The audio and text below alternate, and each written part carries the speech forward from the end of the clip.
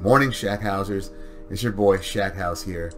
I got something new for you today. Another one of my power profiles on certain X-Men characters. Yeah, we're gonna do Adam Neramani. Yeah, AdamX the X-Treme. Yeah, my man David, I know he'll love this. He loved that character from the 90s. So just sit back and enjoy my write-up. Peace. The character of Adam Neramani, aka AdamX, aka X-Treme, is pure 90s, even down to his name and the stylization of it. Though he didn't carry big guns, like his half-nephew Cable, who right here throws shade on both of them for their over-the-top 90s gimmicks, he wore a backwards baseball cap, blades on his shoulder, wrist, and hips, and used the occasional sword. He had a mysterious background and was a lethal hunter, which is par for the course for a lot of 90s-oriented characters. He first appeared in X-Force Annual No. 2, which was part of that promotion when Marvel produced 27 annuals for its then ongoing titles in 1993, and each one of those annuals introduced a new character and was bagged with a collective trading card. These characters, they were promoted as the next wave of Marvel greats to compete with the harder edge characters of rival publications like Image Comics. With two exceptions though, the promotion was a massive failure.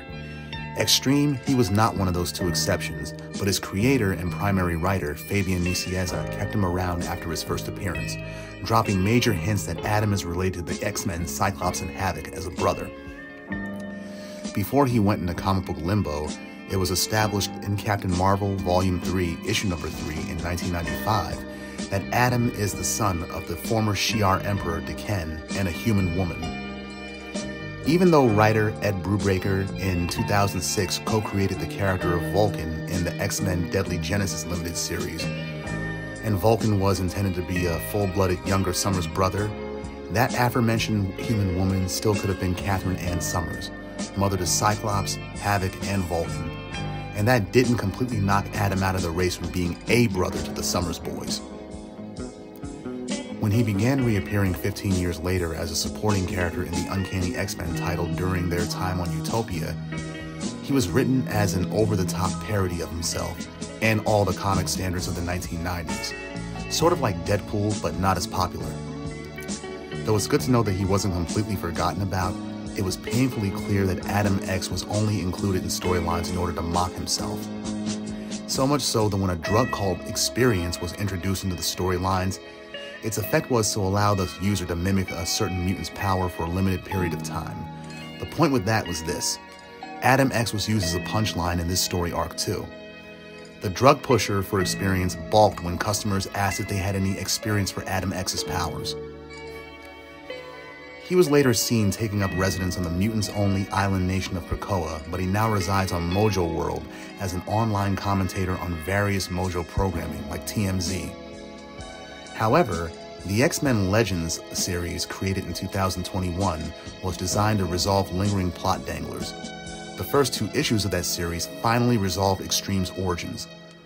Though no one has any memory of this event, which occurred in the time between his last appearance in Captain Marvel and his 2009 reappearance on Utopia, the fanatical, D'Ken-worshipping Crystal Claws cult came to Earth seeking to use Adam to reclaim the Shi'ar throne. They kidnapped Philip and Deborah Summers, forcing their grandchildren, Cyclops and Havoc, to help them. In the process, both brothers, they meet AdamX and learn their connection to him.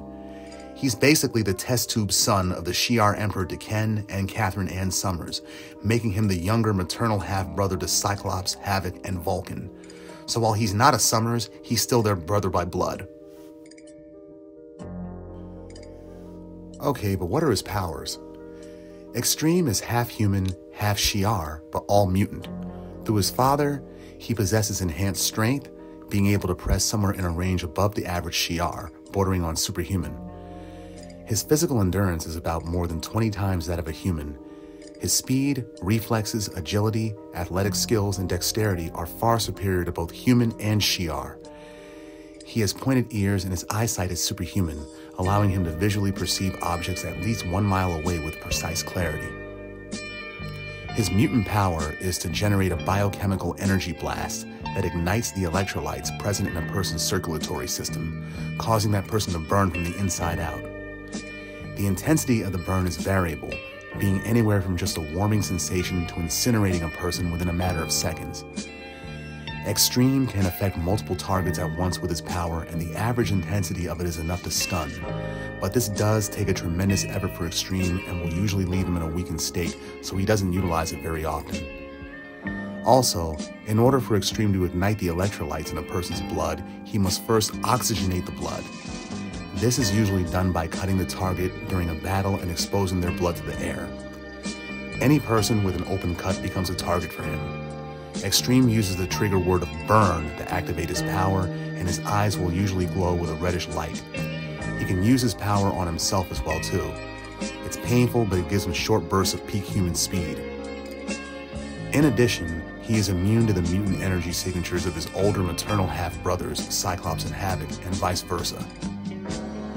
He often uses a variety of Shi'ar blades as well as 2 retractable blades on each arm, just located above the wrist. He is also a skilled fighter and a swordsman.